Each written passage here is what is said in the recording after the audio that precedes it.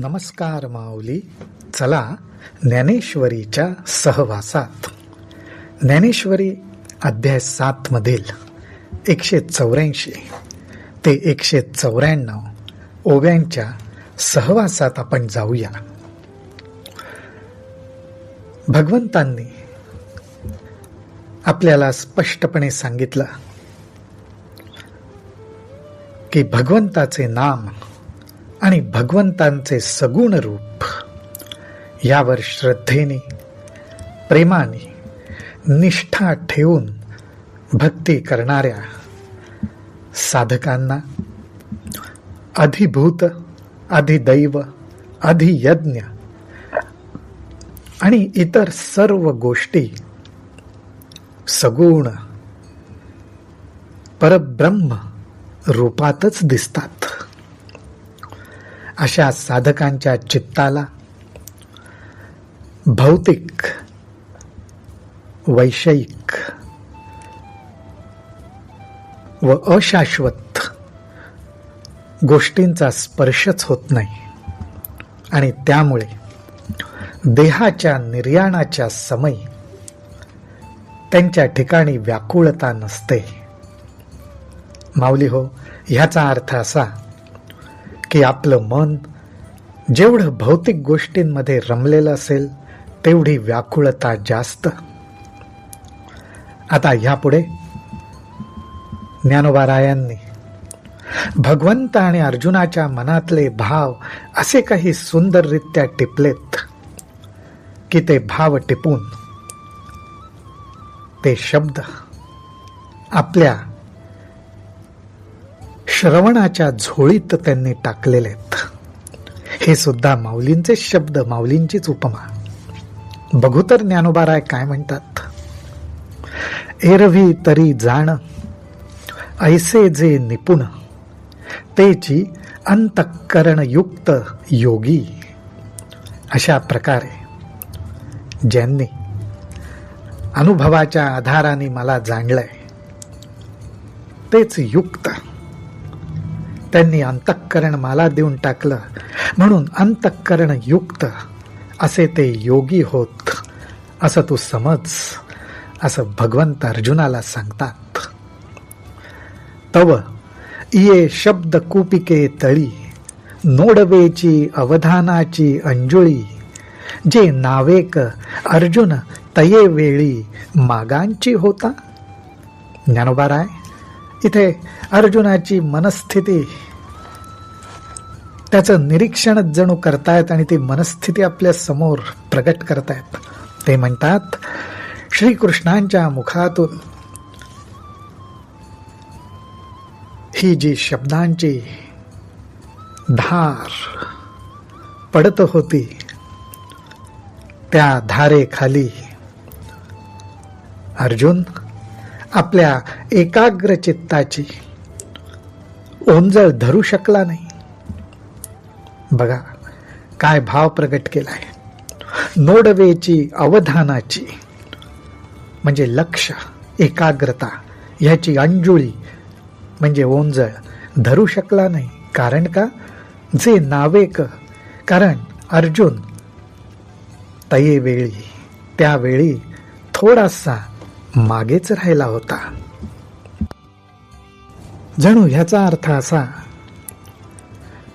की श्रीकृष्णांचे जे बोल होते त्या बोलण्यामधल्या काही विषयांमध्ये रुची निर्माण झाल्यामुळे जणू काही अर्जुन मागे राहिला होता, पण श्रीकृष्ण मात्र बोलत राहिले. अर्जुन मागेच राहिला. जेथ तद्ब्रह्मवाक्य फळे, जिये नानार्थ रसे फळे. जेथ तद्ब्रह्मवाक्य फळे, जिये नानार्थ रसे रसाळे. बहकते आहाती परिमळे, भावाचेनी. हे श्रीकृष्णांचे शब्द कसे होते? ज्ञानोबाराय म्हणतात, अनेक वेगवेगळ्या प्रकारच्या अर्थांनी भगवंतांची वाणी रसाळ झाली होती.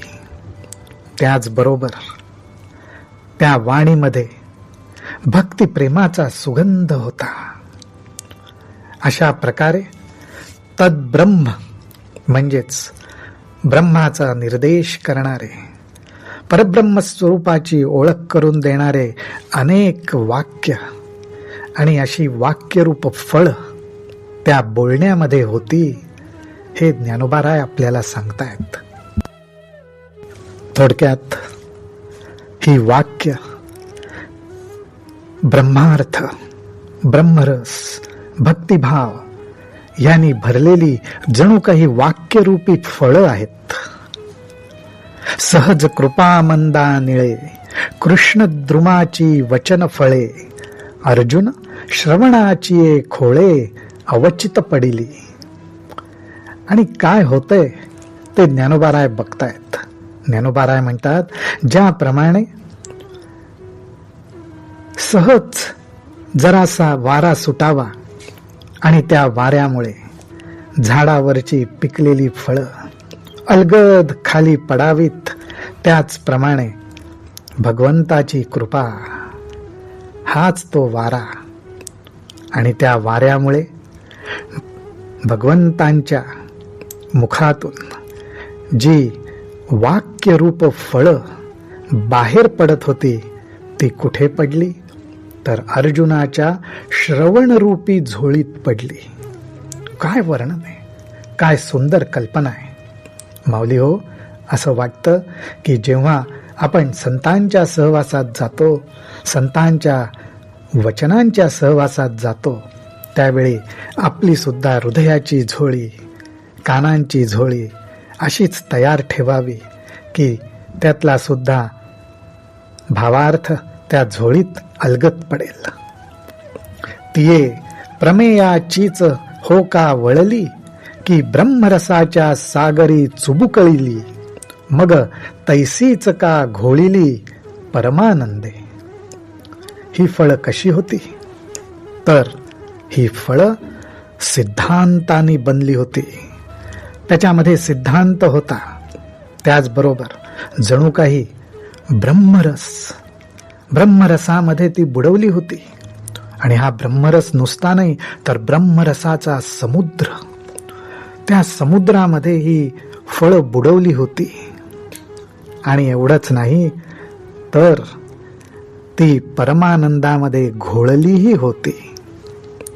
असं वाटतंय की जणू काही ज्ञानोबाराय एक रेसिपीच आपल्याला इथं सांगतायत. असंच काही दृश्य डोळ्यासमोर येत आहे. ते म्हणतायत, तेने बरवे पणे निर्मळे, अर्जुना उन्मेषाचे डोहळे, घेता ती गळाळे विस्मयामृताचे.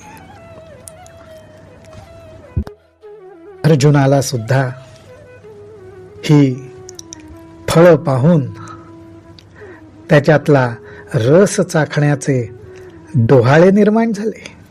कारण ही फळं शुद्ध आहेत, उत्तम आहेत, ज्ञानाने भरलेली आहेत. आणि त्यामुळेच त्याला सुद्धा ह्या फळाच्या रसाचे घोट घ्यावेसे वाटले. त्याला आश्चर्य वाटलं आणि त्या जणू काही आश्चर्यरूपी, चमत्काररूपी अमृताचे तो घोट घेऊ लागला. पुढे तिया सुख संपत्ती जोडलिया, मग स्वर्गा वाये वाकुलिया, हृदयाचा जीवी गुतकुलिया होत आहाती. ज्ञानोबाराय इथे अर्जुनाची काय अवस्था होते ते सांगतायत. ते म्हणतायत, असे अमृताचे घोट घ्यायला लागल्यामुळे त्याचा स्वाद त्यांनी चाखला आणि ते सुख त्याच्यातून प्रगट होऊ लागलं.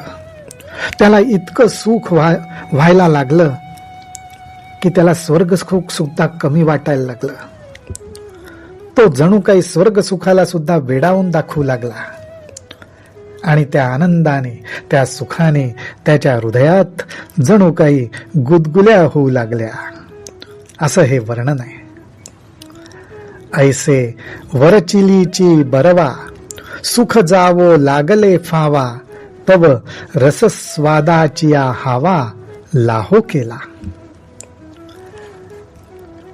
भगवंतांच्या मुखातून अशा प्रकारे शब्दांचं अप्रतिम प्रगट होणं, अर्थात जणू काही शब्दांचं सौंदर्यच. आणि हे सौंदर्य, शब्दांची ही सुंदरता पाहून अर्जुनाचं मन सुखाने तृप्त झालं, उचंबळून आलं. आणि त्यामुळेच त्याला एक उत्कट इच्छा झाली. त्याला असं वाटायला लागलं की ह्या शब्दातल्या रसांचा स्वाद मला घेता यावा. अशी ही उत्कट इच्छा त्याच्या मनामध्ये निर्माण झाली. आणि मग झाकरी अनुमानाचे करतळे, घेऊनी तिये वाक्य फळे, प्रतितीमुखी एके वेळे घालू पाहे. त्यामुळे झाकरी म्हणजे पटकन, अनुमानाच्या हातांनी त्यांनी ती भगवंतांच्या मुखातनं प्रगट होणारी जी फळं आहेत, शब्द वाक्य रूपी जी फळं आहेत, ती आपल्या अनुभवाच्या मुखात एकदम घालण्याची त्याची इच्छा झाली. अर्जुनाच्या मनामध्ये हे प्रगटणारे भाव किती सुंदर रीतीने टिपलेले आहेत. तब विचाराचिया रसना न दाटती, परी हेतूचाही दशनी न फुटती, ऐसे जाणोनी सुभद्रापती चुंबिची ना. अर्जुनाला हा येत असलेला जो अनुभव आहे हा विशेष आहे. आणि हा ज्ञानोबा रायांनी आपल्या समोर अत्यंत सुंदरपणे प्रगट केलाय. काय तो अनुभव आहे? अर्जुनाने ती वाक्यरूपी फळं एकदम आपल्या मुखात घालण्याची इच्छा केली, पण त्याच्या लक्षात आलं की विचारांच्या साह्याने मी जर या वाक्यरूपी फळांचा आस्वाद घ्यायचा प्रयत्न केला तर तो शक्य नाही. मला ती चघळता येणं शक्य नाही. किंवा काहीतरी हेतू ठेवून शब्दार्थ समजून घेण्याच्या दृष्टीने मी विचार करायला लागलो तर ती माझ्या दातांनी फळं फुटणार पण नाहीत. आणि हे सगळं पाहिल्यावर अर्जुनाने त्या फळांना स्पर्शच केला नाही. ही फार महत्वाची गोष्ट आहे. जणू काही ह्याच्यातून ज्ञानोबा राय आपल्याला सांगतायत की आपल्या